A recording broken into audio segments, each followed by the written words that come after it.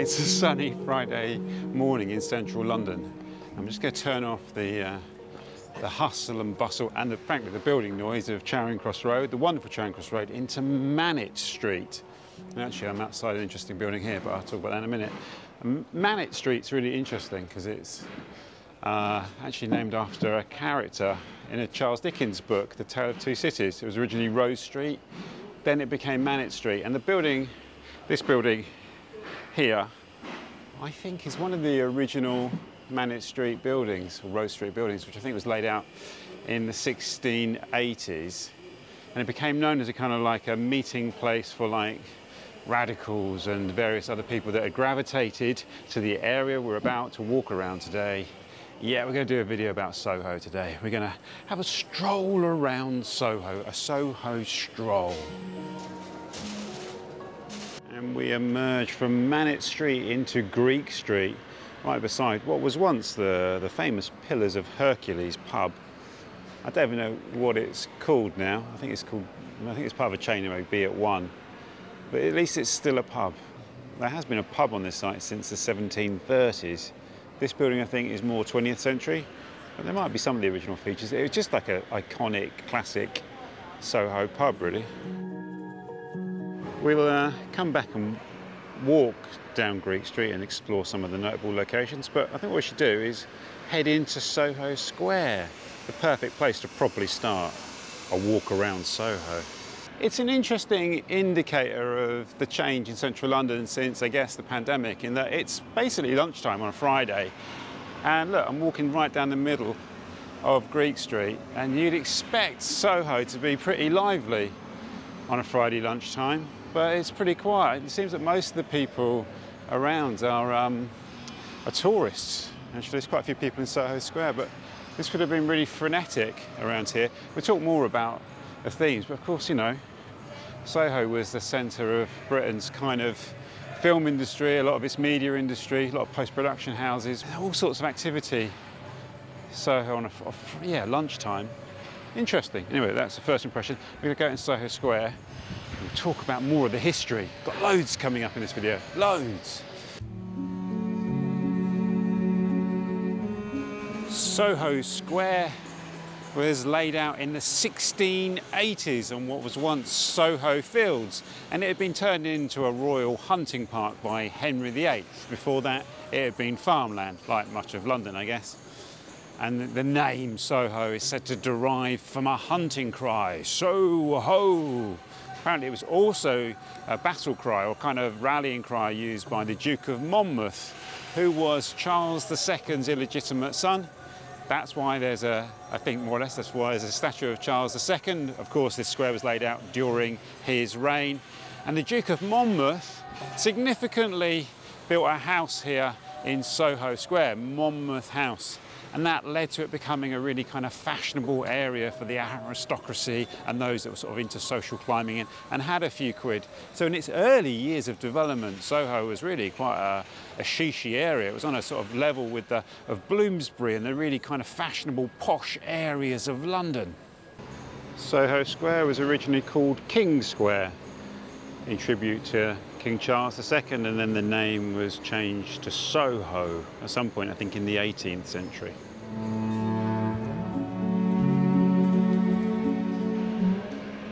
There are still a number of the original buildings in Soho Square.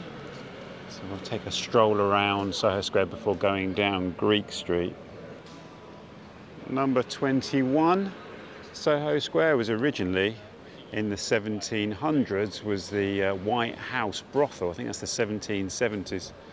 And it may be where Soho's reputation as a red light district really starts. Now it's like a kind of co-working space, I think.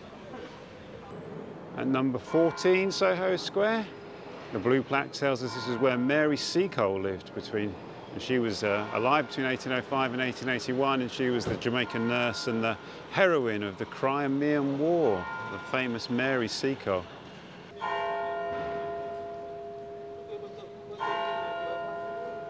I was going to wait for the church bells to stop ringing before carrying on, but they've been ringing for like ages. That's clearly not linked to the hour of the day. I think they're trying to disturb the making of this video. They don't want me to tell the secrets of Soho Square. And it will take more than a few church bells to do that. Number 15 Soho Square dates from 1677. So that's a building of some vintage, and if the square was laid out in the 1680s, this must predate that. Landscaping must be one of the original buildings. And Soho Street leads down to Oxford Street, just there. So you can sort of see the proximity to the heart of London here. And the Soho Street's where the Hare Krishnas are based. You can see Govinda's vegetarian restaurant there. And the Hare Krishnas just came singing and dancing through Soho Square just before I started filming. And number 10 and 10A Soho Square dates from 1676. It's another really old building as well, isn't it? I'm sure some of the facade might have been improved or replaced over the years. And here we have the French Protestant Church, quite a wonderful terracotta fronted building, isn't it? And that reflects the French heritage of this area. This building here was opened in 1893 by an already well-established French community. Immigrants really started flocking to Soho not long after it was first laid out and these streets were first developed, and particularly there was an influx of Huguenots from France from after 1688, and by the 1700s this was known as the French Quarter of London. I don't think it was ever called Little France, but they should do. We had a Little Italy, why not a Little France? And in the 1700s, French was so commonly spoken in the streets around Soho that one writer at the time said it was like you could imagine yourself being in France. There were so many French speakers in the area. And this church is a reflection of that. And we'll see something later on. Obviously, there's the French House Pub, and we have to go to the French House Pub. We're not going to go for a pint, by the way. And I sort of established a little bit of a tradition in recent walks, but it's lunchtime, right? It would be debauched. But we are in Soho. What a dilemma. What's a man to do? So the Dolby building here is evidence of the area's continuing relationship with the film industry. I guess one of the big changes to Soho is with a couple of things.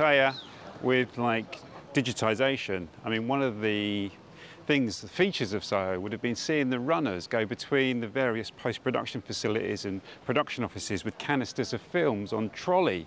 Even I remember seeing that in my lifetime. Of course, everything's digital now, so you don't need to have canisters of film and runners even, or couriers, bike couriers. I mean, the streets here were full of bike couriers, people delivering packages, with tapes in them, probably even with rolls of film as well. And I think a lot of the post facilities, or some of the post facilities, have sort of gradually moved away from Soho as the nature of the area has changed. And we'll talk a little bit more about that, because that feels like it's kind of like the end of the story. We're only really talking about the beginnings of it, the origins of Soho. We're only up to the 1700s. Why are we leaping forward to the 21st century? We'll deal with that all in good time after we've dealt with a particularly colourful story associated with the corner of Soho Square and Carlisle Street that they're currently digging up. Sometimes I need a bit of company on my walks, and I brought this wonderful book, London Walks, by Tom Pocock, which my friend Susan sent me from New York, of all places. And he tells the wonderful story of how here, on the corner of Carlisle Street and Soho Square, was where Danny LaRue performed exhibition duels in drag. I think, again, this is in the 1700s. And people would place bets on the outcome of the duel, which he would fight with an actress. And also they would speculate on his sex, which at the time there were two names, went by Danny LaRue, but also there was a female name that he used, and people didn't really know for sure what his sex was until after his death. Of course, some of my British viewers will know that Danny LaRue was also the stage name of a wonderful performer from like the 70s. And actually, he had a bar on one of the streets leading between Charing Cross Road and Soho. I think it might have even been in Manic Street, called the LaRue Cafe Bar. I used to drink in there in the 90s. It was a great place. This rather quite beautiful building here was originally the Hospital for Women, supported by voluntary contributions. And it's interesting to see that it is still an NHS building. I wonder if this is the NHS Walking Centre, which is useful to know after a particularly torrid night out in Soho. And on the corner of Greek Street and Soho Square, I think it's actually number 1 Greek Street, is St Barnabas House, which is a sort of homeless charity. When Tom Pocock's writing, it's mainly focused on helping women who live here in, he says, in relative splendour. There were 30 women living in splendour here. I don't know now, I think it might be a bit more, I'm not sure it's just women only now. But also Pocock intriguingly writes that in the back garden, the paved back garden, is the last remaining mulberry tree planted by the Huguenot silk weavers. It's interesting because it's the silkworms feed on mulberries, don't they? I wonder if it's still there. Apparently that garden backs onto the garden of Dr. Manette. The Dr. Manette from A Tale of Two Cities. You see? There's all these stories. Now we're going to go down Greek Street, and there are a couple of notable addresses we're looking for down here. Yes, one particularly relevant if you're interested in walking and London and a bit of mystical stuff. Greek Street was laid out in the 1680s and was named after the Greek church, which was nearby. Partly doing this walking down the street, so you can see me walking down the street, so you can see just how little traffic there is. Right, we're looking for numbers 12 and 13, and then we're looking for 58, which is the Nutella shop. So number 58 Greek Street is where Thomas de Quincey wrote Confessions of an English Opium Eater, which was published in 1821, and it was whilst living here that he conducted his experiments, or his addiction really, with I think he was addicted to laudanum, which was an opiate that people imbibed at that point. When Tom Pocock comes here in the 1970s, you know, it's equally, let's just say, on that side of life. There were postcards pinned to the inside of the door. Those of you that will have visited Soho will know. We might even see some later, but that's largely gone now from Soho. De Quincey was a big walker, by the way. That's why I said it might be of interest to people on the channel. He's associated really with a type of proto-psychogeography, I guess, because he used to go wandering around, no doubt under the influence, and write about it. And he wrote about some of his wanderings around London, or they worked their way into some of his writing. There seems to be a lot of interest behind me, can you see, in the Nutella shop there. I don't know why. Is this the first Nutella shop in London? Jazz After Dark here is famous for its association with Amy Winehouse, who used to perform here. It's also really one of the kind of dwindling number of live performance venues in Soho, which it was once very famous for, and there are not so many left. And there has been a campaign, the Save Soho campaign, to highlight this and try and save the surviving music venues. That's featured in my forthcoming book, currently titled Welcome to New London. And that'll hopefully be published, well, it's going to be published before Christmas, that's all I say. And this rather grand building here was where Josiah Wedgwood had his main pottery showrooms between 1774 and 1795. And this building has just recently been restored. There was some concern that it may have been gutted or whatever. It may have been facaded actually, come to think of it. I remember seeing it a couple of years ago and being worried about what was going on behind it, but actually not in my notes. But look, here we have Bateman's Buildings. It's one of the little alleyways that's got you know, an interesting aroma about it that goes between Bateman Street and Soho Square, just parallel to Greek Street. These buildings here look, wow, they look like they've got a bit of heritage, otherwise they've been made to look like they have. There you go, and luckily it has a heritage plaque. It says, this building stands on the site of the former coach house of Monmouth House, constructed in 1681-82 for James, Duke of Monmouth, the eldest illegitimate son of Charles II, who was executed 3 years later following an abortive rebellion. There you go. Oddly, it was one of the things I would miss when I would be away from London, is the smell of the West End in the morning. And it's distinctive. It is distinctive because it's not just the unpleasantness of people, you know, urinating and whatever else. It's sort of mixed with food, and some of the food, you know, have quite nice aromas about it. So a mixture of kind of like urine and delicious food and, you know, squashed cigarette butts and all sorts of stuff. I'm just wondering whether we should carry on down Greek Street and then go along Old Compton Street and back up Frith, or just go into Frith now. What do you think? I don't know. I think we have to go down to the end of Greek Street to see what's there. Let's do that. and then we go up Frith Street. And I'm sure you're already screaming at me for things I've missed out. Obviously, I'm going to miss some stuff out because you make 10 videos you could make videos just about every pub in Soho, couldn't you? So this is going to be, you know, a sampling of the great stories of Soho. And I think we'll have to make 2 or 3 Soho videos at least, right? This is quite a stylish looking building, isn't it? Lena Stores. I think it references an old shop that may have been here. I might be wrong about that, but the name seems particularly familiar. That is a very popular little restaurant there. And the place next door, I'm pretty sure, is a private members club, or certainly was. And of course, there are a couple of those in Soho. Soho House, for example, the Groucho. And this was one, I think I remember being taken there quite a long time ago by an actor. L'Escargot. Those of you who know about restaurants and the food trade will know that's a pretty famous restaurant, isn't it? I'm not sure why it's famous. Is it Marco Pierre White? I don't think it is it? But I know it's well known. Trying to remember where the Arts Club was, because this here, the building to the left here is the sort of back side of the Prince Edward Theatre. And just near stage door, there was a door that led to a late night drinking place that was just for theatre workers. So you had to be vouched for that you were a theatre worker. And I used to work in Her Majesty's Theatre. I used to stagger in there at about 2:30, usually at the end of a long night. The Arts Club was the final stop, well, most of the time. And here we have Old Compton Street, which I see this as kind of like the main drag in Soho. It's actually named after one of the bishops of London, sort of kind of ironically, I guess. And not ironically when it was named, but it's kind of ironic that it's, you know, that's who it's named after now. Laid out in the 1670s, properly developed in the 1680s. It's sort of like seen as it was seen as like the heart of London's kind of gay community in the West End. Sort of less so now, I feel. Three Greyhounds. I actually find that a decent pub, to be honest with you, for the West End.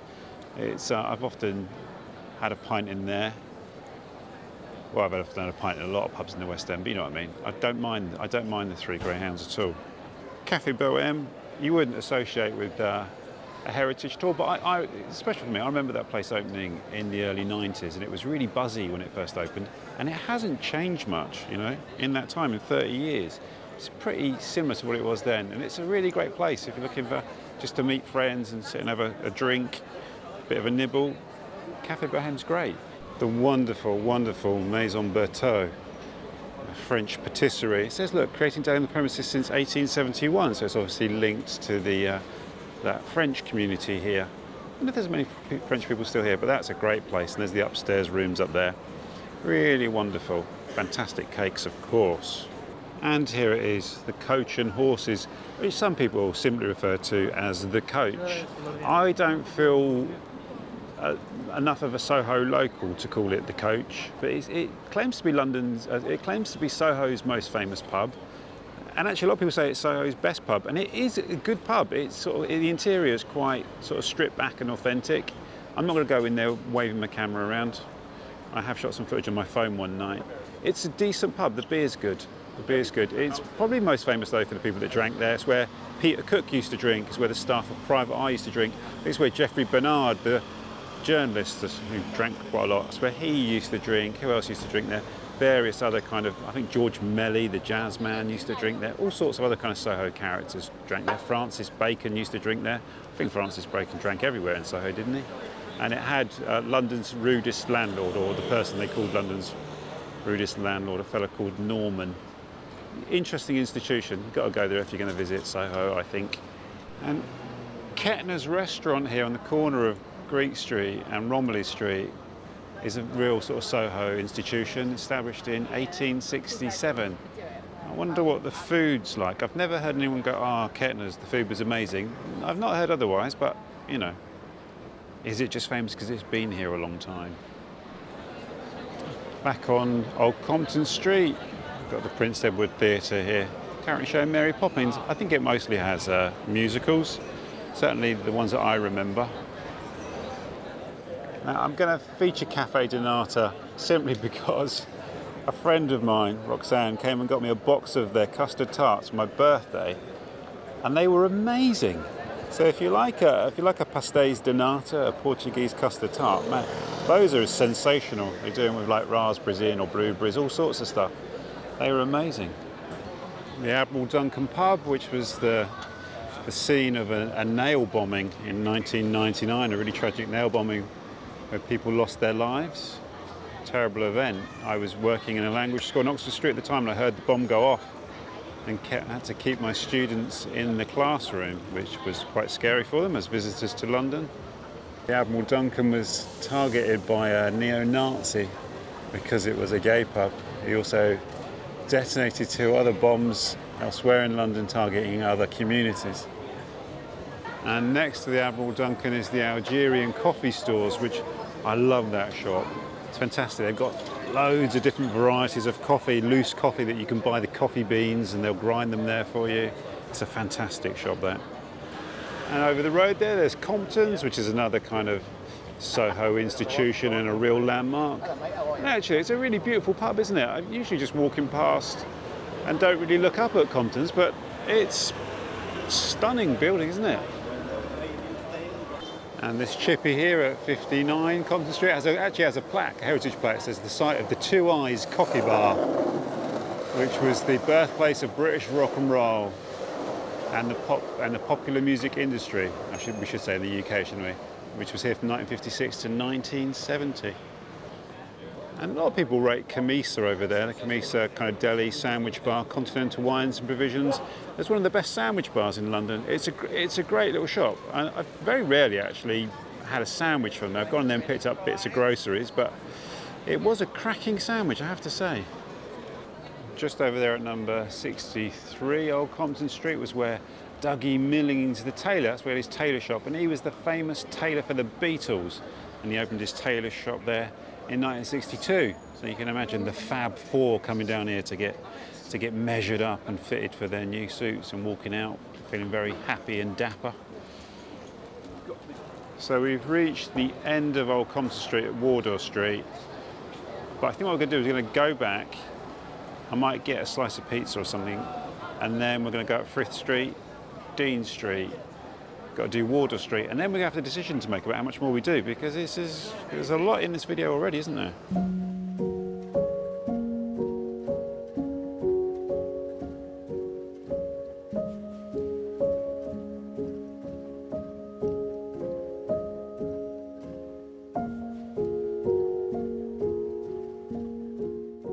Here's one of the great Soho institutions, Bar Italia. It opened in 1949, which is kind of incredible, and it's still run by the same family that opened it.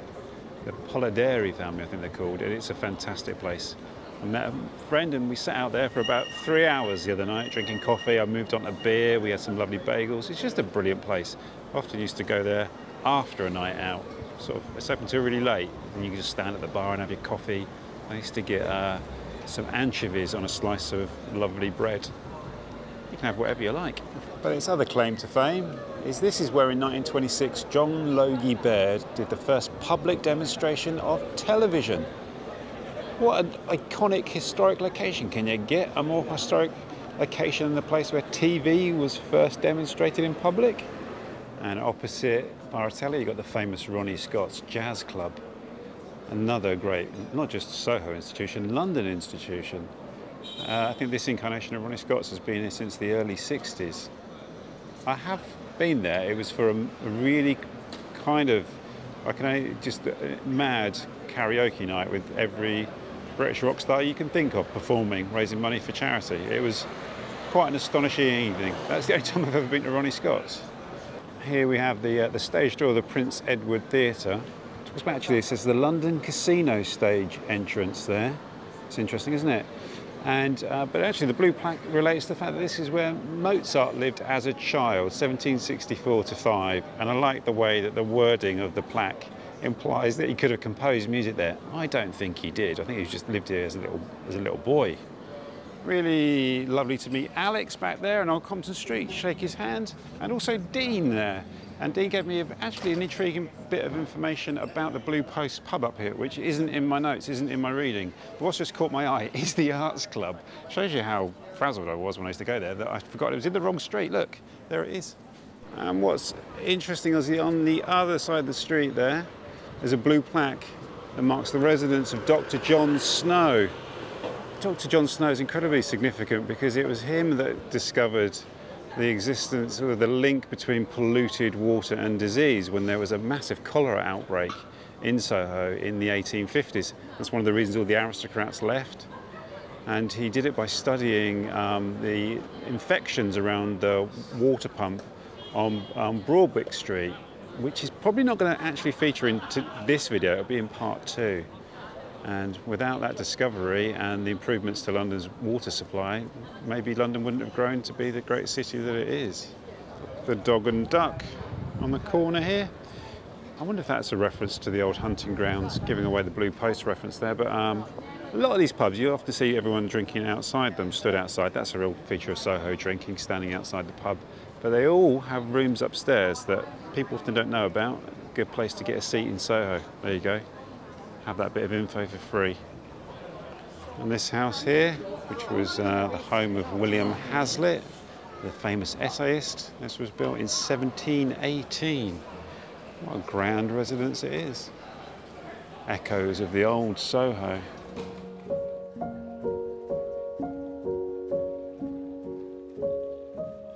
And this is the Soho Theatre, which opened, I don't know when it opened. It opened about, I think it opened about 20 odd years ago. I remember they were based in a church in Soho, then they moved here. It's a wonderful place. I've seen a lot of shows there. Saw Rob Newman there about a year ago. It was great. And Dean Street was laid out in the 1680s, and this was like the original heart of the French community in Soho. And we will go to the French House in a bit. And this is Quo Vadis, which is a very famous restaurant. I think this is the Marco Pierre Wright restaurant, isn't it? I think it is. I did go in there to, well, I say interview Jonathan Meades, point the camera at Jonathan Meades and get him to speak. But obviously I've never eaten there. It's very swanky, I think, Quo Vadis. Karl Marx lived at 64 Dean Street in the 1850s. I mean, clearly that building is built on the site of the building where Marx lived.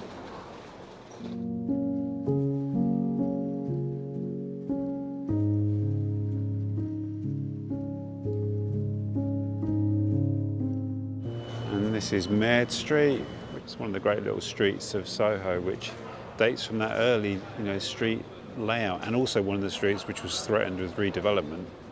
What's this? Bouchier Street? However you pronounce that. It's got to be a reference to the French heritage of the area, surely. It'd be a miracle if it's not. And this is the Groucho Club, which is a private members club, mainly for people in sort of film and TV and entertainment. Sort of became famous, didn't it? Is it in the 90s, when people like Blur used to drink in there? I think it's called the Groucho Club because it's based on, isn't it based on that line from Groucho Marx? I wouldn't want to be a member of any club that would have me as a member. I've only been to the Groucho Club once and sat on a table with David Walliams. It was an incredibly underwhelming experience, I have to say. Nothing to do with David Walliams, it's just I'd much rather go to a pub in Soho, which is what I did. I made my excuses, said I'm really sorry, I've got to get home to my family, and I went around the corner to a boozer. I'm not really a kind of private member club type character. Going down here to the French House, and here is another Soho institution, the French House, which was apparently very popular with the French government in exile during the Second World War. This is where they used to drink. And I think, isn't it another pub associated with Francis Bacon? That's what I always, maybe I get it confused with the Coach and Horses, I don't know. And then yet again, sort of people who frequent Soho a lot call it the French. Where should we go? The French or the Coach is what they say. So we've come back to the end of Old Compton Street, the junction with Wardour Street, and we're going to carry on along Wardour Street.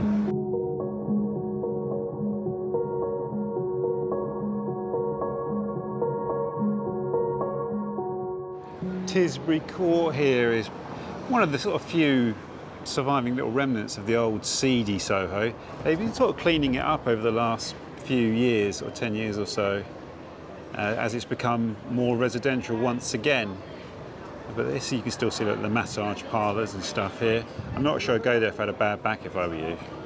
Wardour Street's one of the older streets. It dates back apparently to the 1580s when it was called Common Hedge Lane. And I think the name Wardour comes from one of the person who developed it. Disappointingly, that's often the case in London with a lot of street names. This actually here, this pub behind me, Moo, what was this? People are screaming in the comments. Yeah, it was the Intrepid Fox, I think, wasn't it? The famous goth pub, the Intrepid Fox. That closed a while ago. Look, it's still got the sign up there. And in Peter Street here, this is one of the new sites of Soho. It's the Supreme shop, and that's where people queue up to buy very expensive items like bags and t-shirts, and I think they even did a brick once. As long as you put the word Supreme on it, people are paying money for it. And Tom Pocock's quite dismissive of Wardour Street and its associations with the film industry. You can tell he doesn't really like that. But here you go, you've got Hammer House there, Hammer House of Horror. Do you remember those? Oh, I used to love a Hammer House of Horror film. Really marked my childhood, that did. Soho Lofts over there. That was probably the most famous location for the Marquee Club. The Marquee Club had a few homes around Soho, but that apparently is the most famous one. There's a plaque up there for Keith Moon. So obviously Keith Moon did something at the Marquee Club at that point. Now swanky loft apartments.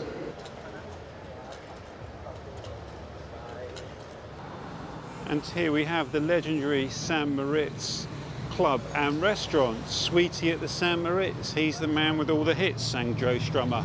There's a bit about this in my forthcoming book.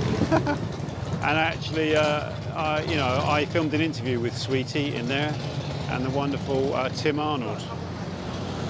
Right, there's a few more essential locations that I can't miss out of this particular video. I can't call it a Soho video if I don't have Berwick Street in it. I mean, I've already shot more than I anticipated, but I thought I would end I thought maybe I'd end at Wardour Street and then do the rest of the other side of Wardour Street in another video. I thought, I can't put Soho in the title of a video and not have Berwick Street in it. It used to be my favourite Soho street, so look at this. This is a great bit of Soho behind me, Wardour Mews. It's Berwick Street.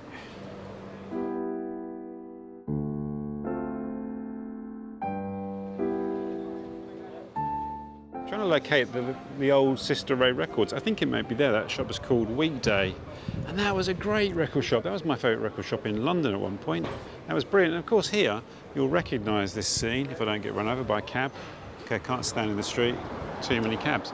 But this is the cover of one of the Oasis albums, isn't it? Is it What's the Story, Morning Glory? Or something like that.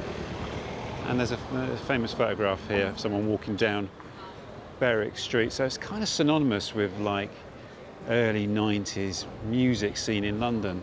And here is Sister Ray Records over there. The original shop there was much, much bigger than that. It's still going, it's still going, it's still got selling vinyl. Reckless Records, also a really good record shop as well. And the Blue Post there in the corner of Berwick Street and Broadwick Street. Apparently the Blue Post is something to do with the old hunting grounds, something to do with Henry VIII and hunting. So we won't go down Broadwick Street in this video because it brings up a whole other series of threads. Obviously there's the whole cholera thing and, you know, Dr. John Snow, and there's William Blake, and there's all sorts of stuff down there.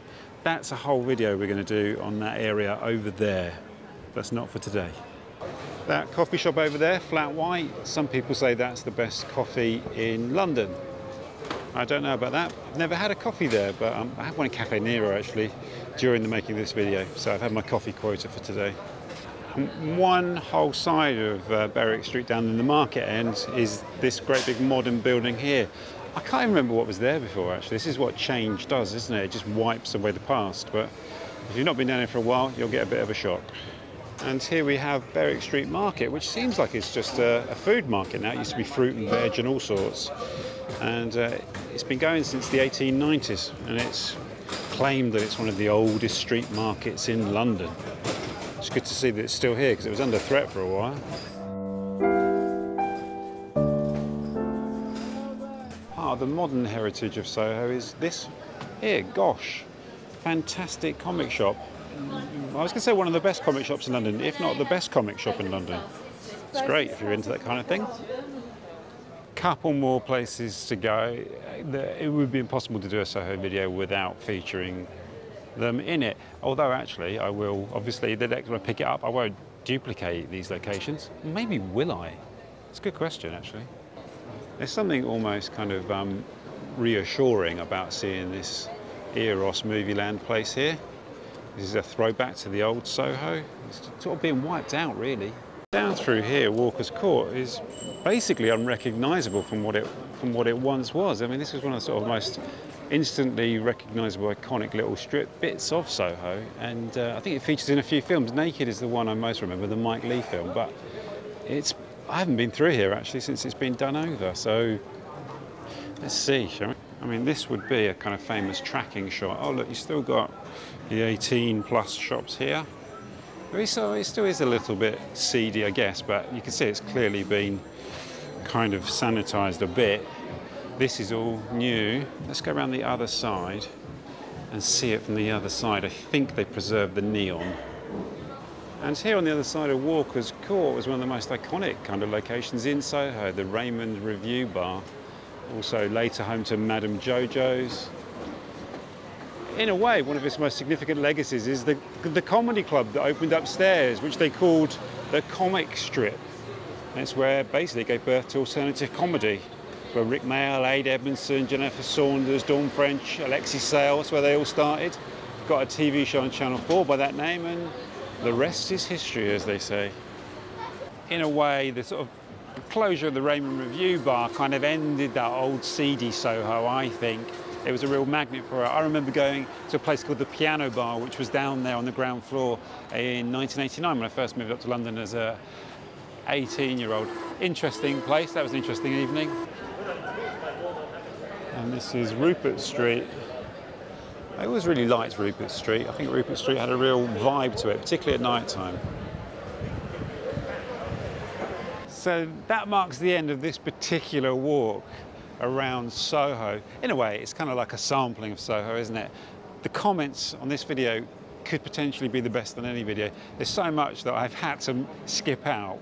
There's so much to say about Soho, and I've just covered half of it, really, if that, you know, in terms of the streets. So we've got the other half of Soho still to do. Down Broadwick Street, we've got Rupert Street, Golden Square, well, Carnaby Street, loads of other streets over there, Poland Street, tons of other, I mean, maybe it's more than one other video, maybe it's 2 or 3. I'm going to walk down here now to Shaftesbury Avenue, always one of my favourite streets in London. Yeah, I've always loved this area, it's fantastic. And I hope you've enjoyed this little walk around Soho, this sampling of Soho, one of the great districts of London. Thank you for joining me on that incredible walk.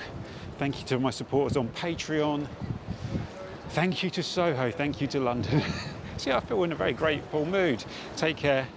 And as I always like to say, I look forward to seeing you on the next walk, wherever that may be. Some people suggest that I should get that printed on a mug. Is that a good idea or is it a bit cheesy? Tell me in the comments.